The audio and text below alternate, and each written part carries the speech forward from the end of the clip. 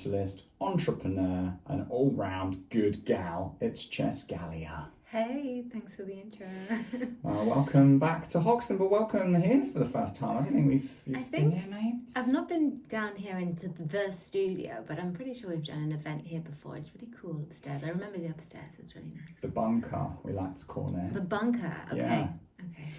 It's pretty much everything proof. Although when we had that thunder the other week, you could hear it down here. It was crazy. That's quite nice, I think, though. Yeah. I like that.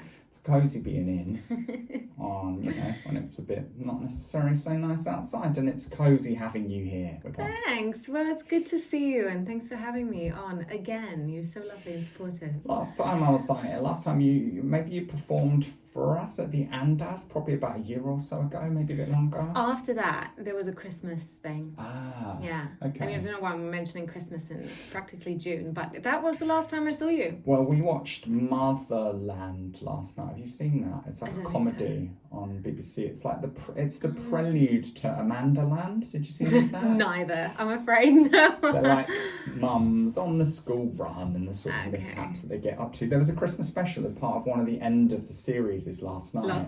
And it got me feeling a bit Christmassy. Yeah, well, only 6 months to go. Yeah, so when we watch the next, because the end of the next series, there's also a Christmas special. We might get some Christmas food out for the fun of it. What, mince pies? Why like, not? if you can find them, I mean, you might have to make them. And would it be really naughty to, like, Whamageddon some people now, like, when they least expect it? Listen, everyone will be more free if you think about it. In December, everyone's like, on Monday I've got this, Tuesday this. So if you do it now, you're more likely to get what you want. Sure, okay. What, so she can invite people around for a Christmas party as well? Yeah, just invite people around, do presents, like the whole shebang. Get it in early, then Exactly. It's done. Then when you get to December, you can actually have some Exactly. fun and maybe go away or whatever. Or just do nothing. That'd be great. That's what my ideal thing would be. Just not do anything. But then you went on tour. Were you like working with the team from Pink Floyd? So hence why I would love to be alone and quiet, because I was touring this year with the Australian Pink Floyd, and it was fantastic, an amazing tour, and we did most of Europe. It was, honestly, so good. But you are constantly around 30 people, basically all the time. The only alone time that you have is in your bunk. And even then there's somebody snoring, but it's fine. It's all part of the fun. But when I get home and when there's time off, I want time off. I want time on my own. I want time to like be ugly and like watch TV and just do things that I do, yoga, because there's no place to do yoga on a bus, on a tour bus. So yeah, just it's been a really cool year. Can't believe half of it's passed already, but I've done a lot of things already this year, so I need to take stock of that and appreciate all of those things as well. And as a musician, how does it help you to kind of grow when you're surrounded by, you're on tour, you're just in music the whole time? I definitely feel the difference in my voice when I come off tour. Not that I don't use my voice when I'm not on tour, but it's so intense that you sing every single night, you sing the same piece, you sing the same way. That when I come off, I like to do a few like recordings because my voice is nice and limbered. But it is exhausting. So you're mentally and physically exhausted, but your voice is in a really good place. So you just try and push through without burning out. And then you notice little things like in the music, because you start to get to know it so well. You do 42 shows at a time, right? And you get to know the music so well. So everybody's sort of like is really into their bits and pieces, and then I start, for example, for 1 week I really concentrate on what the organ is doing, and I'm like, actually that's really cool, that's a tritone, that's a third, and you really start to work your brain, and you're like, I never noticed this bit. Or working in harmony as singers all the time is so valuable. So it's definitely helped for sure. I just I just get so tired, obviously, which is fine. It's fine, we're young, we can do it. And will you be touring again with the Australian Pink Floyd? I think so. Basically, I was just covering Lara while she had her baby. She's had her baby now. So if she needs me to step back in, I'll be happy to. But other than that, like, ready for any more adventures, to be honest. How into Pink Floyd were you prior to touring? It's a funny story, actually. So when I was a kid and I used to go to church, there used to be always this pink Mini parked outside the church with a Pink Floyd sticker on the back. And I had no idea as a child who Pink Floyd were, but I really liked the look of the sticker. I think it was the Division Bell because it's really cool artwork. And every time I passed, I would point to it and say to my dad, I'm like, look, that's the Pink Floyd car. I knew nothing about the music. And then once, I think at home, my dad was listening to Bricks, which is We Don't Need No Education. And I went into his room and I was like, Dad, why are they saying we don't need no education? I remember asking him that and he just burst out laughing and I couldn't understand why it was funny. Obviously I do now. But yeah, so it was in my life in weird ways. I just wasn't like a die-hard fan. I noticed and appreciated the art through my dad and through culture, but never like so into it. But yeah, it's great. It's amazing. Have you watched The Wall? You know I haven't. I haven't watched The Wall. It's quite scary. When I used to listen to that on cassette on my paper round, I'd have to take it out. Wait, can we just pause? Cassette, paper round. Ah, I love those two things. I'd get up so early on a Sunday. I'd get up as early as I could, like 4 a.m. to do the paper round, just so then I could go home and go back to bed. I knew it was done. So I would just try and get up as early as I could. So in the winter, it's dark, and if you're listening to the opening, like, to The Wall, like, In the Flesh is quite scary. In the Flesh is scary. Both versions, I like A it, and B, they're just the drums are so, like... So you're a fan, that's cool. In school, when kids were listening to, like, this is in the mid to late 90s, like, you know, it's sort of dancey pop and Britpop, and then I was listening to bands like Pink Floyd, and they just put out Pulse, which was almost like a live greatest hits of most of their stuff, and then I went back and listened to, and because the imaging, like you say, like the pink, you know, they just had such striking artwork that it would catch your attention. Some of it was quite poppy and fun looking, but the lyrics, and I suppose some of the lyrics are a bit mischievous, but it's quite dark in a lot of places. Dark, interesting. I just think, because we've got the projections at the back, right, the same ones that they had in Pulse and all the tours, and you watch them and you're just like, there's a lot to think about sometimes. Yeah. So yeah, it's very interesting, and I'm glad I got involved in it because I've learned so much, and I've always wanted to tour. I've always said it. I want to tour, whether it's my original music or as a backing singer. I just want to experience that life, and I did, and I have. So. Did you sneak out at any stage in any of these arenas or whatever and just sing a bit of your songs on stage? Just get your vocals warmed up to you. Well, I've done it in like the back hallways, you know, the really nice echoey, reverby hallways, but never on stage. I think I'd be fired. But hopefully soon. I mean, I'm going to be supporting quite a legendary artist soon. So that will be the first time I do a support slot on like a big-ish stage. So that's fun. But no, not yet. I think I'm just creeping into my original sort of like era now, I think. Originals era. When did we meet? I think it was around 10 years ago now. I think it was 10 years ago. Wow. And you still look exactly the same. You look the same. You look the same. I had short hair, I remember that. But you look literally exactly the same. It's quite scary, actually. It's Chescalia, singer, artist, and like recent podcaster. Indeed, yeah. The Big Vag Energy podcast? That is correct. If you want to say the Big V Energy, that's also fine, but it is a Big Vag Energy podcast. We talk about things we think matter to women, about women, that aren't necessarily always easy to have in conversation. So we talk about things from finances for women to egg freezing to FGM to tough conversations, basically, but we really think they need to be had because a lot of things go under the bridge, really, like women's health issues. Like nobody's talking about endometriosis as much as they should, or just things like this. We are in conversation with either experts like doctors or everyday women who are going through these things. And we do celebrate women as well. Like we do find success stories that we feel like need to be heard, and we want to celebrate women as much as possible because, again, we feel like women aren't necessarily always celebrated for more, entrepreneurial or business or life goals as much as they are as maybe their counterparts. So yes, pioneering that at the moment, and in conjunction with that, as you know, I was explaining to you earlier, this year I started the charity. The charity, which is you say it so that I can just get it right.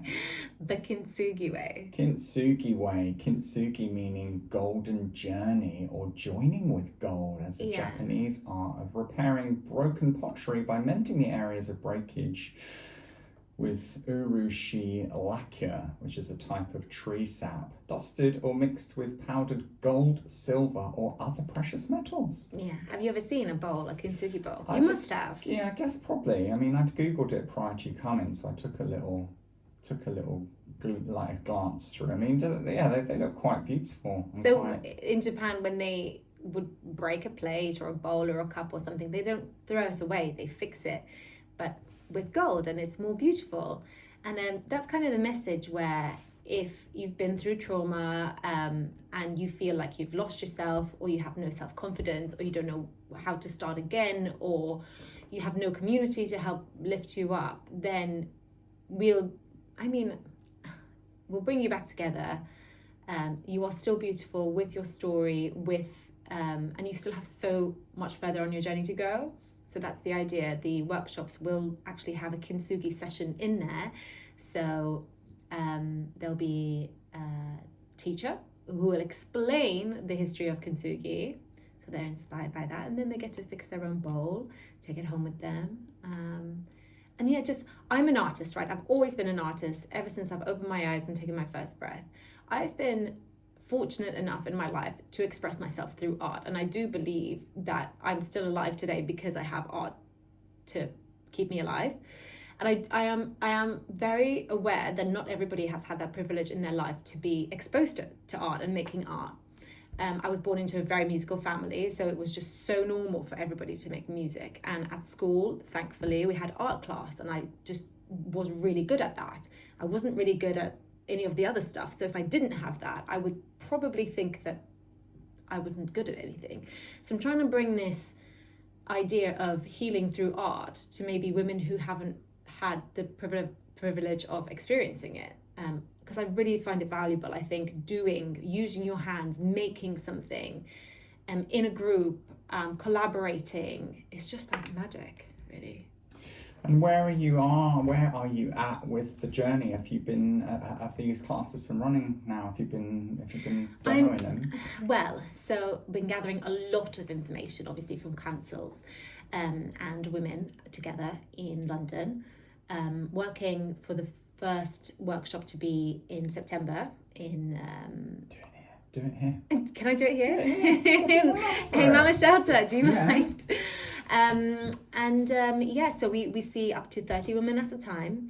I'm still trying to fundraise. I did a 22-page application last week, and I went cross-eyed and crazy at the same time, but I'm so determined to get some funding through. I've had lovely friends and family donate some of their money, but unfortunately, obviously, I'm trying to reach a whole lot of women here, so I'm going to need a little bit more than that. But I appreciate every support that we get. Like I tell some people sometimes, I say, oh, instead of buying your coffee today, which is like what, £5, just maybe just don't have that coffee and just send it to us, because that would be really, really helpful. If 5 people did that, then we can afford a therapy session for one more woman.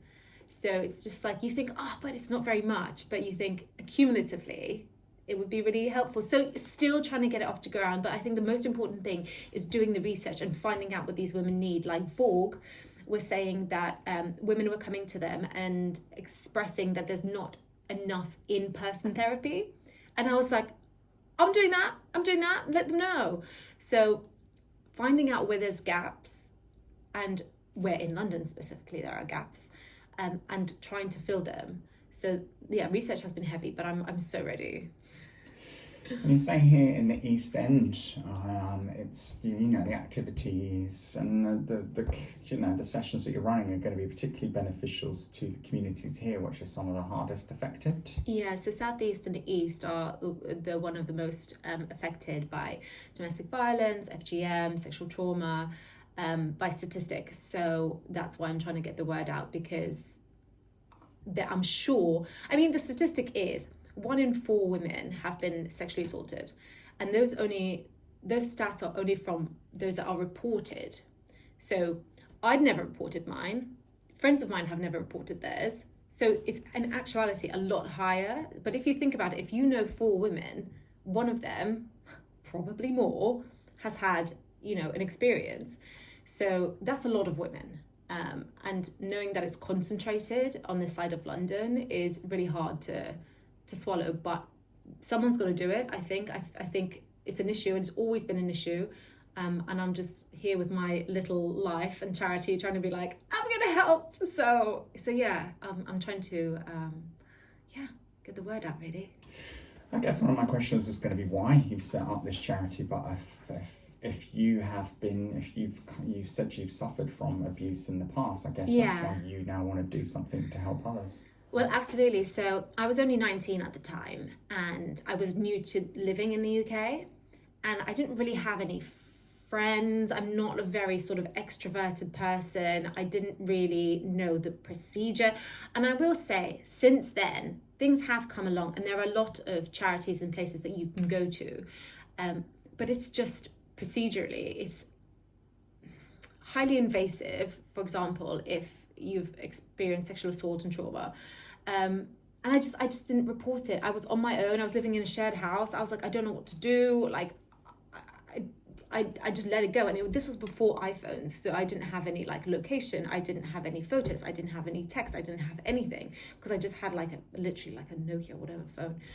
And I just let it go. And it ruined the next 10 years of my life. I had recurring nightmares every single night. Literally, I just was scared of falling asleep, would fall asleep, have a nightmare, wake up. So, pretty much insomnia, but it just ruined the next 10 years. And I thought, if I knew that there was somewhere to go that was safe, that I could apply myself without being triggered, because it's not like you have to stand up and tell your story and, share you don't have to say anything. You don't have to prove yourself. All you have to do is be there and connect with yourself. And if you want to connect with others, if I knew there was a place like that, I would have had 10 years of my life back. Maybe, I think, but that's what I'm trying to do. Because I did call, and I'm not sort of degrading anything I'm about to mention. I did call the Samaritans, and I did talk to people on the phone, and I did have therapy. But it kind of stops there. It's kind of like, well, what do I do? How do I work through this? You can get advice, and you can have someone at the end of the phone. But I needed a community. I needed something to do, So that's the idea, really. My brain is honestly always on 1,000 miles an hour, my friends will tell you. But yeah, I basically started the paperwork. This idea has been brewing for a very long time. Started the paperwork in October, got it wrong about 3 times. Thank you to the Charity Commission for helping me out with that. Got it done in January, and here we are trying to raise the funds and raise awareness. kintsugiway.co.uk is where you can go and find out more and click through, and crucially donate, kids, as well. Thanks, guys. And get involved on the gram to follow the action as and when it goes live. How many people are sort of, chatting to you at the moment or expressing interest? Or I can see the follow account is growing by the day. So are people reaching out and saying, hello, I'm interested. Give me some help. I've given you a tenner. Come on. Everybody's been who has donated has been so supportive and said that, it's very much needed. At the moment, it's very sort of underground. What we're doing is I'm connecting with Vogue, Refuge, London Safe Spaces, all the entities that sort of see to women in this state, and connecting the women that they take care of and referring them back to us. So it's very much we want it to be a very, very safe space. So I don't want to sort of let everybody know where the event is taking place. Only the referents, I think, is that a word? Referents? Whatever. Will know where to go on the day, what time. So it's very safe. And yeah, so there's a lot of interest from the corresponding charities. But we just need to actually, make it happen. And we will. But it's scary. It's scary. I'm trying to do this thing. But it's good. And I guess like once it's up and running, then more people will be like have experience coming to some of these pottery making classes, and will have networked, made some friends, sort of had some real life therapy with other people that have suffered from various traumas, and can hopefully sort of discuss their problems in a way that helps them to sort of express what's happened to them and like lend some comfort and support to others, and hopefully the network can like grow and grow. Yeah, so even after these workshops, so we'll have different women every workshop, so 30 women. We're not going to sort of just leave them, on their own. We're going to give them resources, first of all, to follow, like how do you call it? Like the psychotherapist would be giving them, I don't know, well, she mentioned a specific word, but ways to self-regulate. And we're going to make sure that whoever wants to can meet up in the local area for coffee, like no pressure. So again, you just keep connecting with the same people who understand what you've been going through. So we're trying to create a community out of it as well. So yes, I mean, hopefully the community will grow and people will let other people know about it. You could play a song at the events as well, do a little... You can... Yeah, I love any of your interpretations. So please. And if you're teaching people art, you could teach them some music maybe as well. That is part of the plan. Absolutely. I'd love to do so many things, music included, because that's my saving grace. But we just need the money. We need the money and we need to grow. But it's all in there. Art, music, therapy, good food. We're collaborating with a London catering company called Honest London, who are kind enough to do the food for us on a non-profit basis, because a lot of these women as well won't have access to healthy food and maybe or food at all, so we're going to make sure that we feed them a good healthy meal as well. Kintsugi Way Charity, that's where you find it online. All the details are there. This is the Radio Stories podcast, so I wanted to ask you about your radio memories of old, like when you were a kid. Can you remember some of the stations you were listening to in the back of your parents' car, or just how much like radio was part of your my life? Goodness, you know what? There's some really frustrating memories, but also some really fun memories. So my parents are both classical musicians, and that was it. In the house, it was only classical music. In the car, it was only classical music, right? So we'd get into the car and we would be driving. My mum would drive me to ballet lessons or whatever. It had to be classic FM, right? I couldn't listen to any pop music. She's like, this is my God, Jenny, we listen to what I like.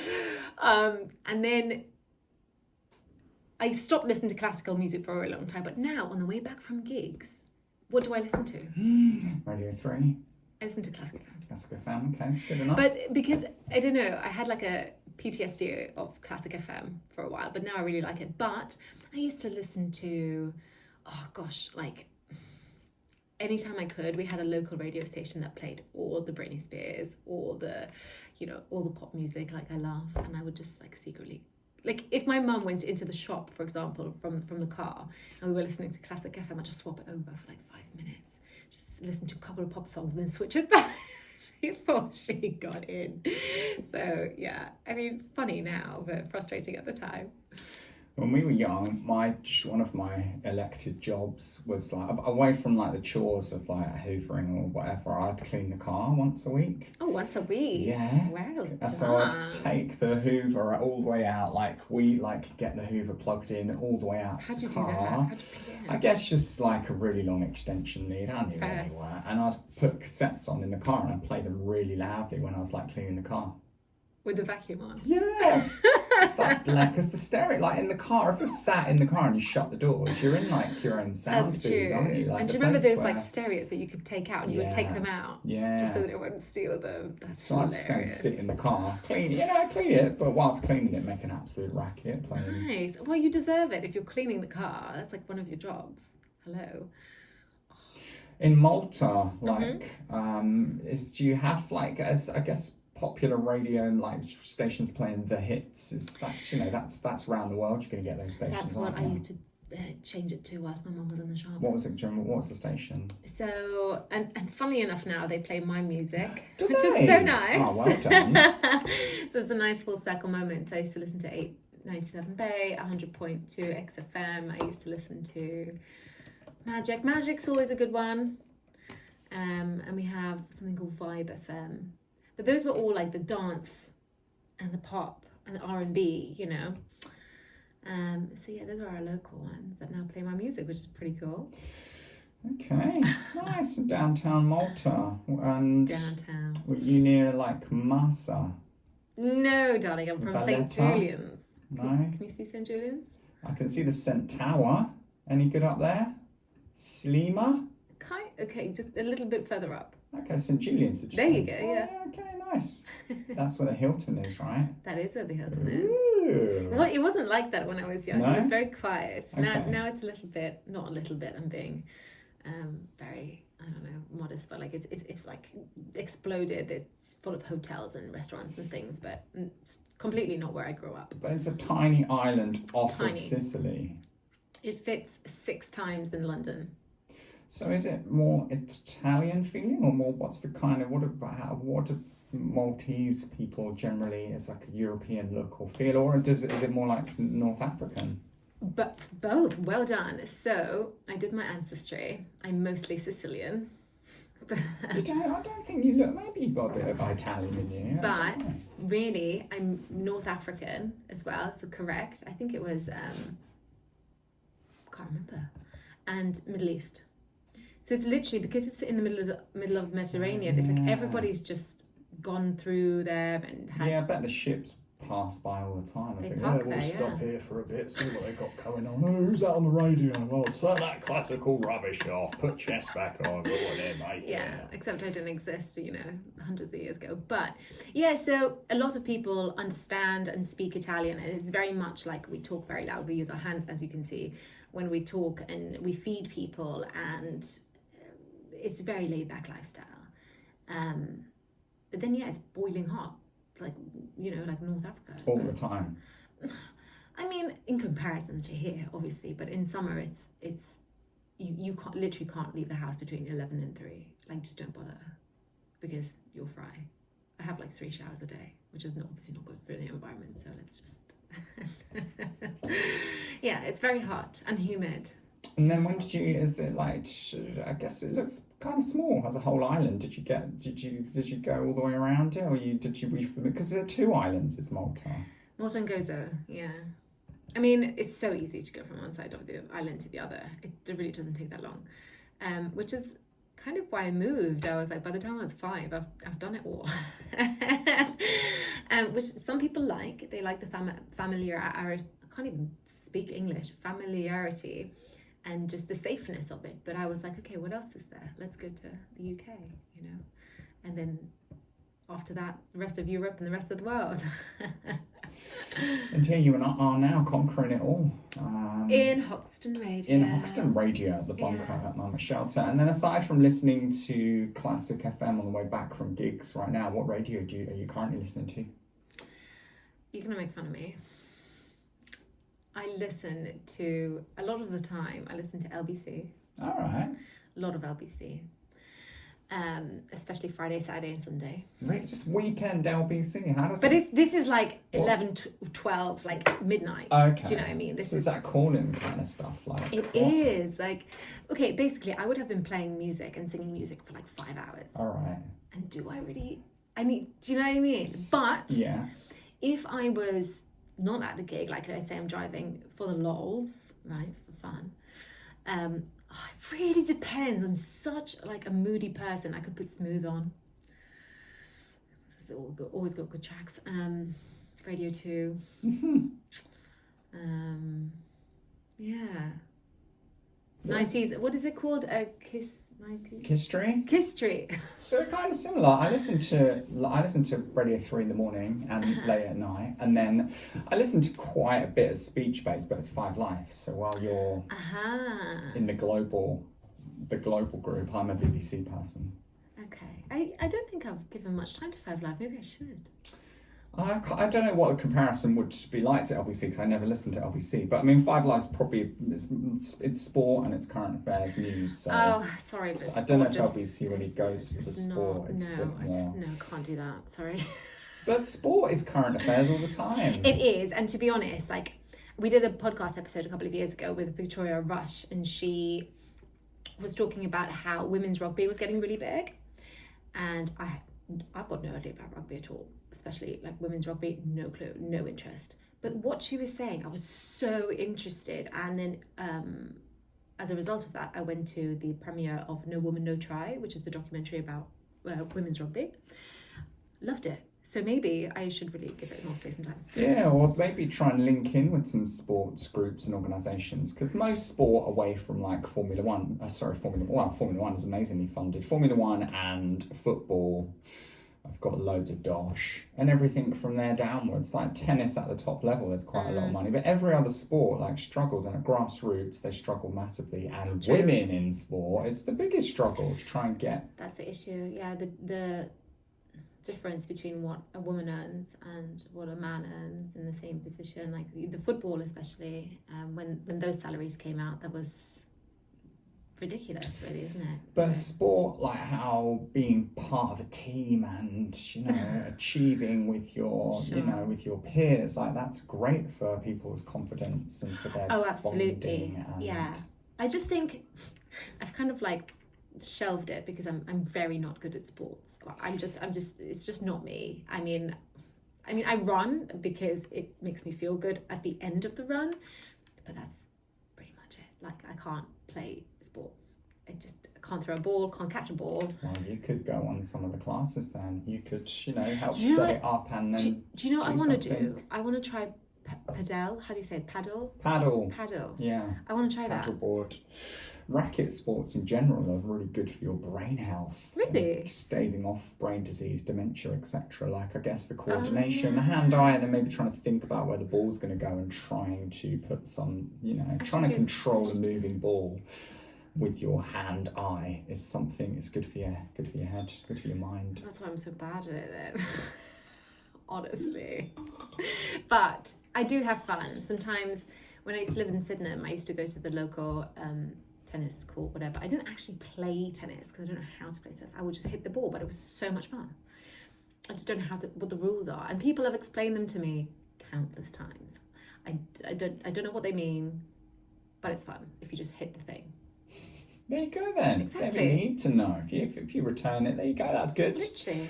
It hits the net. Never mind. Yeah. The other person gets to it. Great. Yeah, exactly. You've run around. This is the way I play sports, which could be a bit of an issue. Is what I'm trying to say. I don't think it's. But if something like Wimbledon's on. You know what? I'd love to actually go in person to Wimbledon. Yeah. I would love to. Could be your year. What are you trying to say? Just, it's going to be there. It will be there. I think someone was telling me you have to apply for this ticket September of the year before, so it's definitely not my year because I didn't apply. But you can probably show up on the day as well. First week for sure. Second week it gets a bit more, just gets trickier because it means something and some of the Brits might have progressed. But the first week you could probably get a grand pass late in the day-ish. Good advice, thanks. Let's go together. Let's have some strawberries and pins. Okay. Pinky promise. Yeah. Yeah, you sure? I know La Lateria, they are providing some of the cheese products to go to Wimbledon this year. Fantastic. So shout outs to Simona and everyone at La Lateria. Yum. Yes. I mean, you've just mentioned cheese, so I'm there. I'm totally there. I'm expecting this to happen. And then in terms of music this summer, or I guess just for the rest of 2025, what's happening in the world of Chescalia? So I just recorded a new single yesterday or the day before. It's been in the archive for I think 4 years, and I've loved this song. I wrote it for somebody else, not specifically, but I wrote it for a pop artist, and I've been trying to shop it round. Nobody's taken it, and I'm like, you know what, I'm gonna have it, because so many stories come out, like Meghan Trainor, all about that bass. She was trying to shop that song around for ages, for years. No one wanted it. She released it herself, and it was her hit. Not that I'm saying that it's going to be my hit, but you might as well, if it's just sitting in a drive. Like, so I recorded that. I'm really excited about that. That's called Butterflies. It's not what you think. And then I've got at least another 2 songs coming out this year. So three at least. And I've applied for funding for more. But again, it's just one of those things. Oh, and I'm supporting Zucchero. No way. Yeah, you know, so that's quite cool. That's my first support slot in the world. So doing that. Any UK or London dates for Zucchero? No, I'm afraid not. But I think he's actually done them already, the London ones. But this will be in July. So doing that. What else? I've got a live show in Camberley on the 3rd of July as well. So yeah, live shows, recordings, collaborations, still going. Now that I'm back from tour, I actually can get my focus back on releasing and recording and writing and stuff. Because it's really hard to write on tour. I did kind of try, but you've got like 15-hour bus journeys, and then, do you know what I mean? It's like you can't. I get car sick if I'm reading or writing. It just didn't work out for me. Right. So back to you releasing and touring this year. That's the 2025 plan. Yeah, I know I keep saying it, but there's only 6 months left. I'm like, can I achieve this? But I will.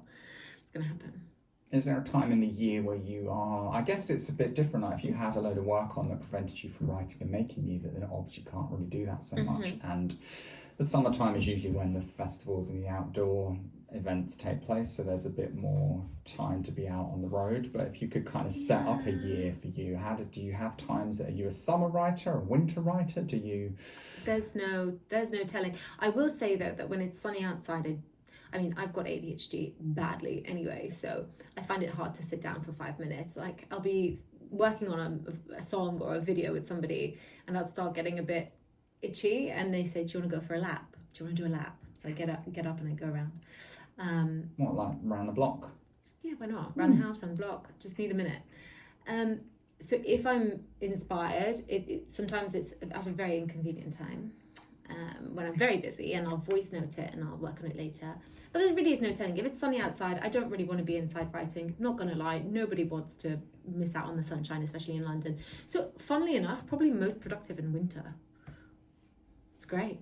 And then can enjoy the summer. Guess less distractions, Mabes. Yeah, just hate the rain, so just won't go out. Your recent release, Falling Knives, saw you do some pretty fun promotional bits.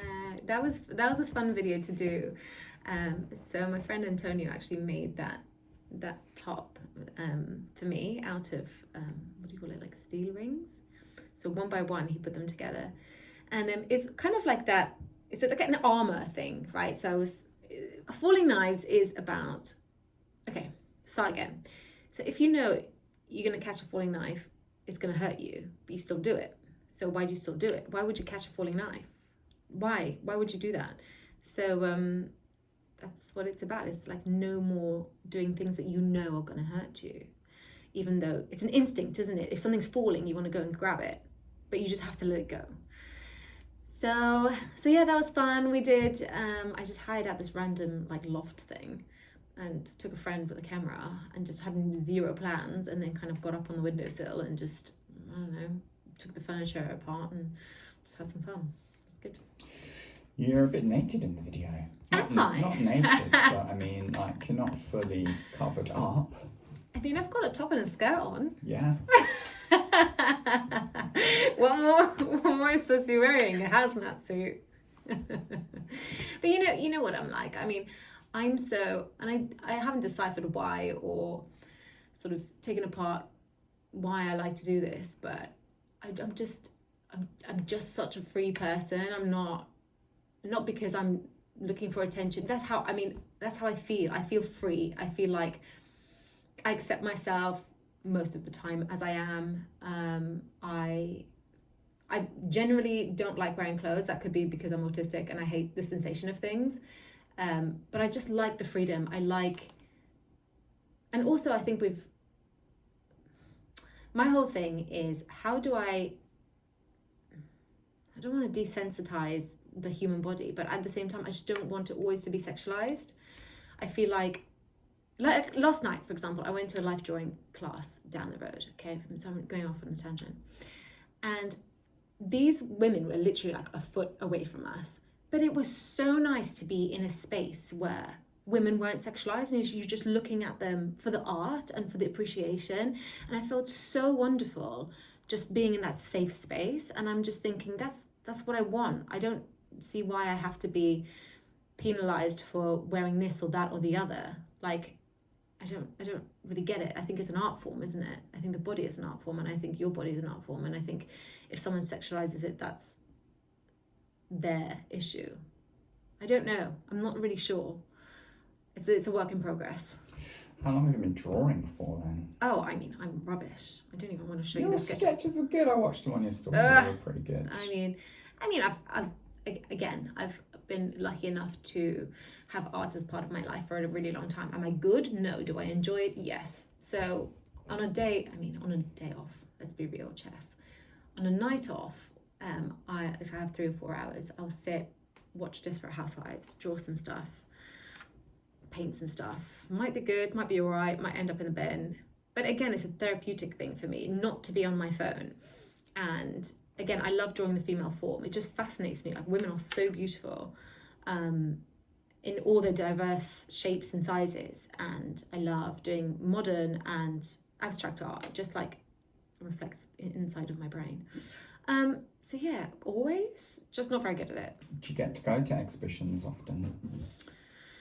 Do I get to? I suppose I could if I wanted to. I just don't make it a point to do so. I mean, I do.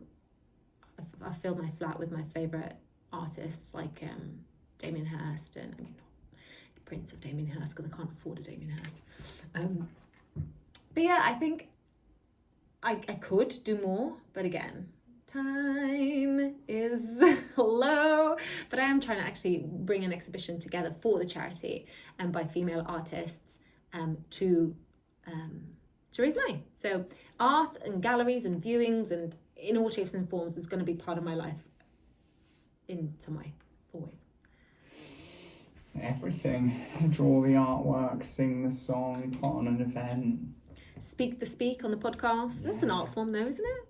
Maybe. Some people do it so. artistically. I'm still finding my feet, but I'll try, mate. I'll give it a try. We'll give it a try. You'll give it a try. Chess, it's been a lot of fun chatting to you today. It's been a lot of fun catching up with you. Thank you for letting me ramble and tangent. It's been nice.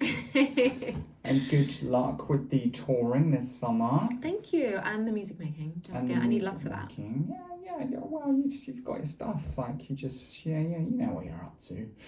And good luck with the Kintsugi Way charity, which is the new initiative that you want to be following on kintsugiway.co.uk, and also follow on the Insta as well. And check in with Chess's podcast, the Big Vag Energy podcast, which is available in all good podcast stores. Yeah. After you've listened to this. Thanks very much. It's been Radio Stories with Chess Gallia. Thanks, David. And The Pressure. We've been live at Mama Shelter, and we'll see you next time, kids.